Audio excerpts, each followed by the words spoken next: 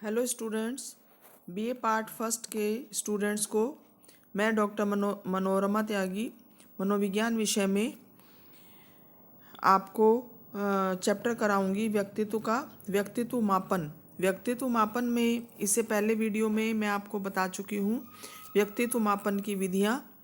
प्रक्षेपी विधि जिसको कहते हैं, प्रोजेक्टिव टेक्निक्स, कौन कौन सी हैं प्रोजेक्टिव टेक्निक्स उसके बारे में मैंने आपको बताया था।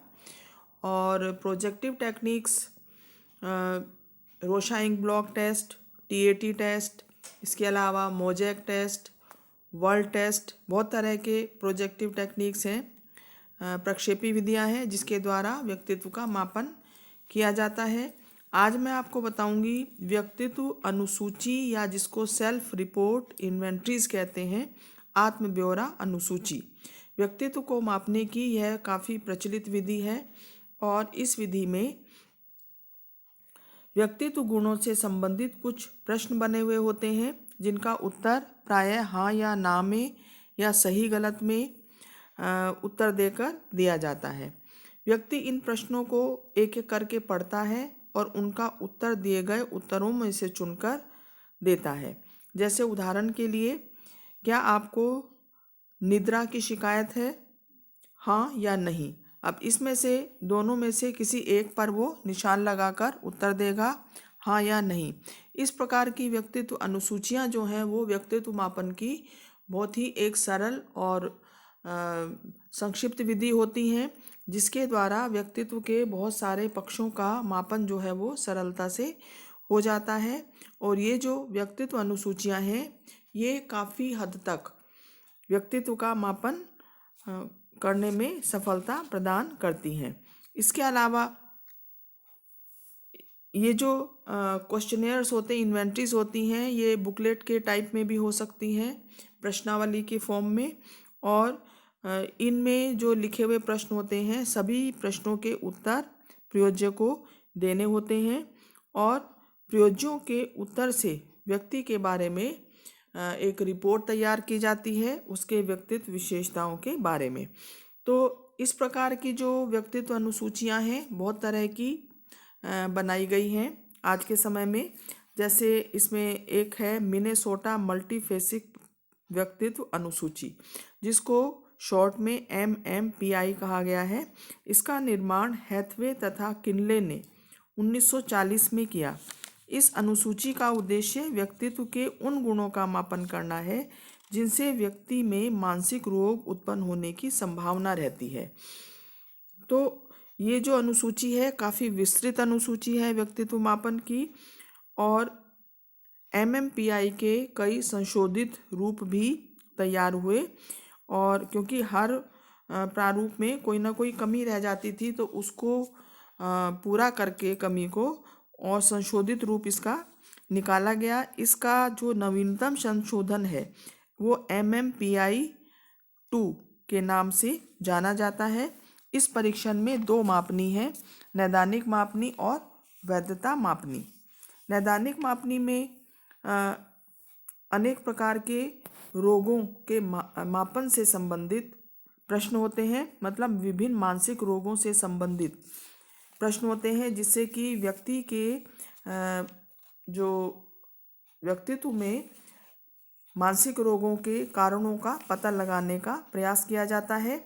इसमें जिन मानसिक रोगों का पता लगाया जाता है वो है रोग भ्रम, इसको हाइपोकॉन्ड्रियासिस कहते हैं, विषाद या डिप्रेशन, हिस्टीरिया, मनोविकृत विचलन, पुरुषत्व नारीत्व, स्थिर व्यामोह, व्यामोह मतलब पैरानोइया, मानसिक दुर्बलता मेंटल रिटार्डेडनेस, मनोविदलन सिजोफ्रीनिया, अल्प-उन्माद हाइपोमीनिया और सामाजिक अंतर्मुखता।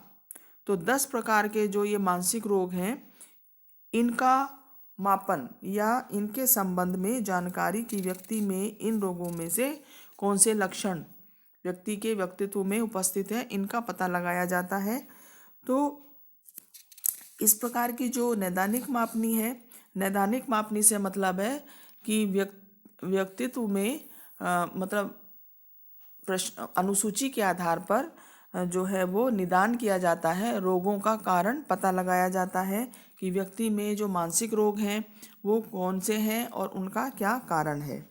इसी प्रकार से वैधता मापनी में 4 तरह के पद होते हैं, जैसे कह नहीं सकता, झूठ बोलने की प्रवृत्ति, लापरवाही, सुरक्षात्मक दृष्टिकोण। तो इस 4 तरह के पदों को लेकर जो है वो प्रश्न बनाए जाते हैं। तो 2 तरह की मापनी है MMPI में, एक तो नैदानिक मापनी और एक वैधता मापनी। एक और जो व्यक्तित्व अनुसूची है वो है बेल समायोजन अनुसूची। इसका निर्माण बेल ने 1934 में किया। इसमें 2 तरह के फॉर्म हैं, पहला विद्यार्थियों के लिए और दूसरा व्यावसायिक व्यक्तियों के लिए। मतलब 2 तरह के इसके फॉर्म हैं जिनको हम कर सकते हैं व्यक्तित्व का मापन करने के लिए। एक फॉर्म तो विद्यार्थियों के लिए बनाया गया है और दूसरा उन व्यक्तियों के लिए बनाया गया है जो किसी न किसी व्यवसाय को करते हैं, उनके व्यक्तित्व का मापन करने के लिए इसको बनाया गया है। विद्यार्थियों के लिए जो फार्म है उसमें 140 प्रश्न हैं जो अलग अलग क्षेत्रों से संबंधित हैं, जैसे घर, स्वास्थ्य, सामाजिक, सांवेगिक अवस्था। व्यावसायिक फॉर्म में 140 पद हैं जो वयस्कों के समायोजन से संबंधित हैं, मतलब उनका जो अपने व्यवसाय के साथ समायोजन है उनसे संबंधित 140 पद हैं। इन पदों के आधार पर व्यक्ति का समायोजन का मापन किया जाता है कि उनका अपने व्यवसाय के साथ समायोजन किस प्रकार का है। इसी प्रकार से जो विद्यार्थियों के लिए फॉर्म है उसके द्वारा विद्यार्थियों के समायोजन का विभिन्न क्षेत्रों में मापन किया जाता है।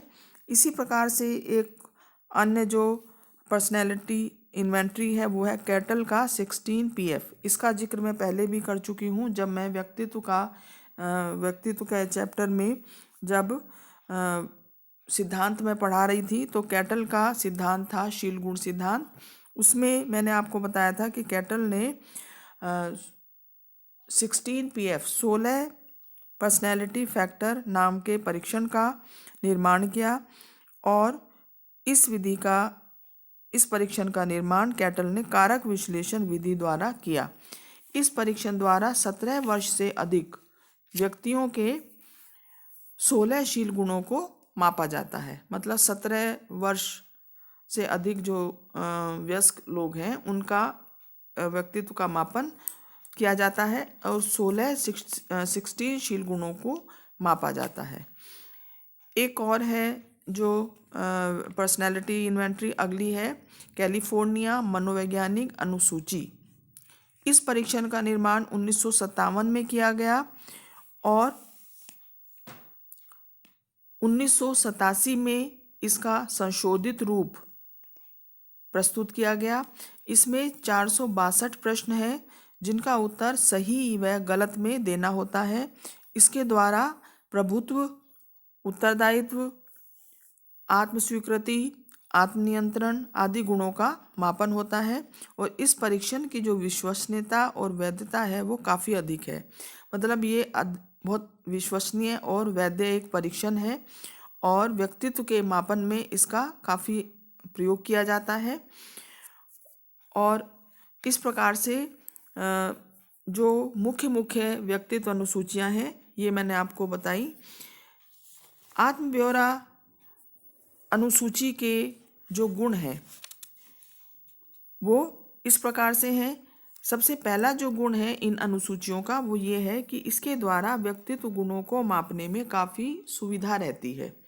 मतलब प्रश्नों के उत्तर देने होते हैं, उत्तर के आधार पर व्यक्तित्व का मापन किया जाता है और कई बार एक ही समय में काफ़ी व्यक्तियों के व्यक्तित्व का मापन हम कर सकते हैं। इस तरह से समय और श्रम दोनों की ही बचत होती है। दूसरा इसका गुण ये है कि इस विधि द्वारा व्यक्तित्व मापन करके हम व्यक्तियों की आपस में तुलना कर सकते हैं।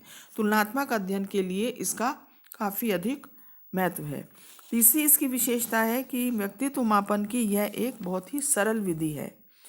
इसके अलावा इन विधियों के कुछ दोष भी हैं। दोष में जो सबसे पहला दोष ये है कि व्यक्तित्व की व्याख्या पृथक पृथक कारकों अथवा गुणों के आधार पर करना ठीक नहीं है, क्योंकि व्यक्तित्व जो है एक संपूर्ण, एक संगठित तथ्य का नाम है। व्यक्तित्व एक संगठित चीज़ है और इसकी व्याख्या अगर हम अलग अलग कारकों के आधार पर करें तो वो उचित नहीं है। दूसरी इसकी आलोचना में ये कहा जाता है कि यह व्यक्तित्व मापन की विधि अधिक वैध नहीं है।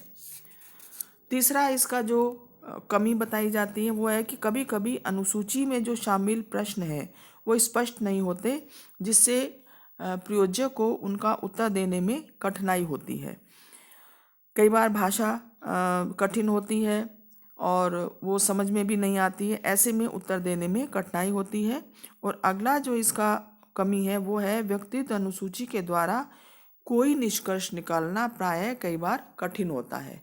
तो ये कुछ कमियां हैं व्यक्तित्व अनुसूचियों की, परंतु इन कमियों के बावजूद भी इन अनुसूचियों का काफ़ी अधिक प्रयोग किया जाता है निदान के क्षेत्र में। और इसके अलावा मानसिक रोगों के कारणों का पता लगाने में इन अनुसूचियों को हम सरलता से इस्तेमाल कर सकते हैं। बहुत कम समय में काफ़ी सूचनाएं प्रयोज्य के बारे में हमें मिल जाती हैं इन अनुसूचियों के द्वारा। तो ये काफ़ी महत्वपूर्ण एक व्यक्तित्व मापन की विधि है, व्यक्तित्व अनुसूची या सेल्फ रिपोर्ट इन्वेंट्रीज जिनको कहते हैं। तो स्टूडेंट, मैं समझती हूँ आपको ये टॉपिक आज समझ में आ गया होगा। नेक्स्ट वीडियो में नेक्स्ट टॉपिक के साथ फिर मिलते हैं student. Thank you so much students.